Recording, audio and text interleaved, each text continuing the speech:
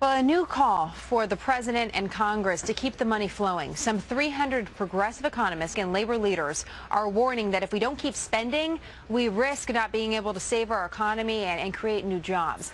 Robert Bourissage is co-director of the Campaign for America's Future and a co-author of this report, Don't Kill Growth and Jobs in the Name of Deficit Reduction. Joining him is Peter Schiff. He's president of Euro-Pacific Capital, also the author of the book, How an Economy Grows and Why it Crashes. So, Robert, starting off with you in this report, you say a premature focus on deficit reduction could slow growth and increase unemployment. Why is that?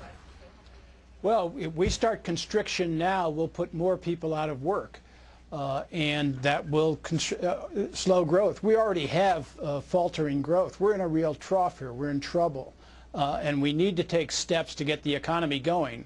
Consumers aren't going to do that. They're tightening their belts. Businesses aren't going to do it as long as there aren't consumers, and we're not going to do it with exports, and so we're going to have to do it by having government take action. Let me just pick up on that point of consumers, because we certainly have seen the American public change some of their habits through this crisis. They've paid down some debt, they've taken less credit, they're saving more money. So why should the government act different than just a typical American family that's trying to get through this crisis?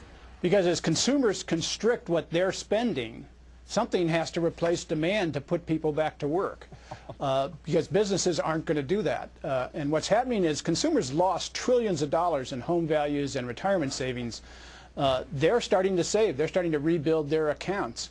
And we've got 30 million people in need of full-time work in this economy. We need government to act. Peter, I think I heard you laughing a little bit there about the government's need to step in. Why are you laughing? Well, look, the country is in a lot of trouble, but it's because we continue to follow the misguided advice of the 300 economists who drafted that letter. And, I don't like to call them economists. Let's just call them Keynesians, because Keynesians are to economics what witch doctors are to medicine. We need more production in the economy. We need productive jobs. We don't need more government jobs. Government jobs make us poorer. Private sector jobs make us richer. We have to save more. We spent too much. We borrowed too much. Americans are doing the right thing by replenishing their savings. The government is doing the wrong thing by plunging us deeper into debt. We need to produce. We have to export. There are plenty of people all around the world that can actually afford to buy things. Americans can't. Americans are broke after decades of spending beyond their means because of these foolish monetary and fiscal policies. We have to rebuild the real economy where we produce, where we save, where we invest. We can't simply have an economy with government make work financed with a printing press. That is going to lead to an inflationary depression. Robert, go ahead. This is just kind of rhetoric. Look at this moment. If you have any whit of business sense, we have a construction industry that is totally collapsed. We have an infrastructure that everyone agrees needs to be rebuilt with collapsing bridges and collapsing pipelines.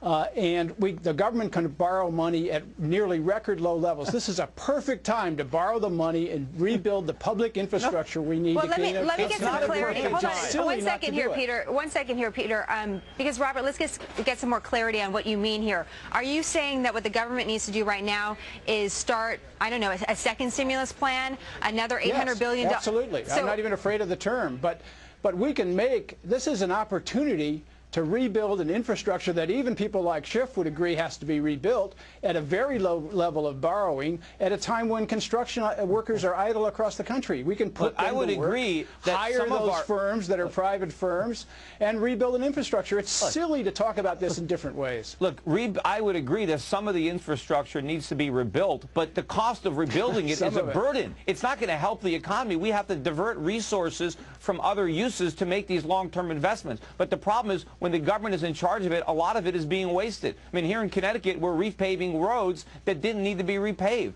And the question is, what didn't we do with those resources because the government diverted them to something that was unproductive?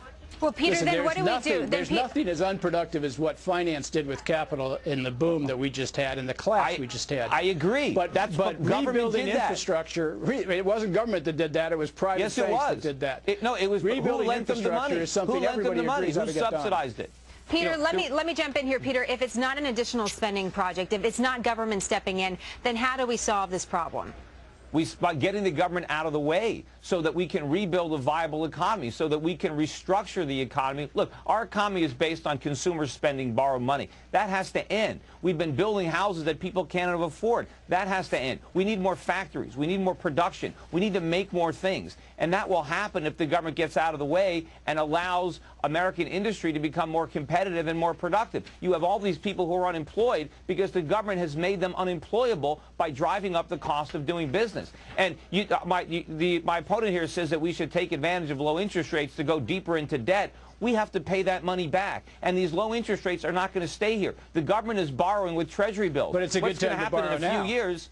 But what's going to happen in a few years when rates spike up? So why wouldn't you borrow now to put people to work? I don't understand it. It makes no sense. Robert, you're putting them to work if the people don't go to work, the businesses aren't going to invest. Robert, final comment here. Hold on a second, Peter. Jobs. I'm going to give Robert the final comment on this. Robert, when is the right time to stop spending? Why are you not afraid of this debt that so many are so fearful about?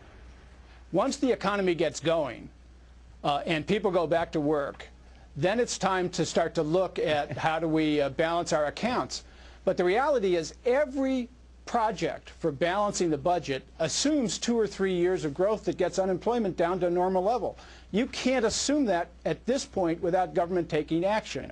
And it's silly, you know, after 30 years of conservative rule, after 8 years of the Bush administration and deregulation and privatization, the notion that government is in the way of this is ridiculous. Stop rewriting history, you know, and if we keep well, borrowing and spending, the Bush administration? this country... No, I didn't forget about it. The Bush administration damaged the economy because it abandoned free market principles. It followed a Keynesian socialist prescription. It did exactly what it was. Socialist. Yes, he was. Yes, he was. Well, you two are certainly spirited and good partners in crime on this, and I hope to have you both back because this is a topic. I'm the guy that predicted this collapse. Well, you guys thought everything was great.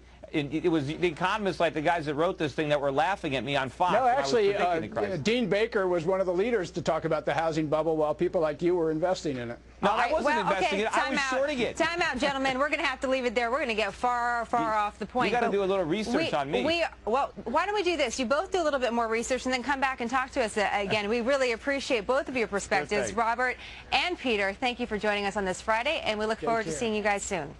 Maybe some boxing gloves next time.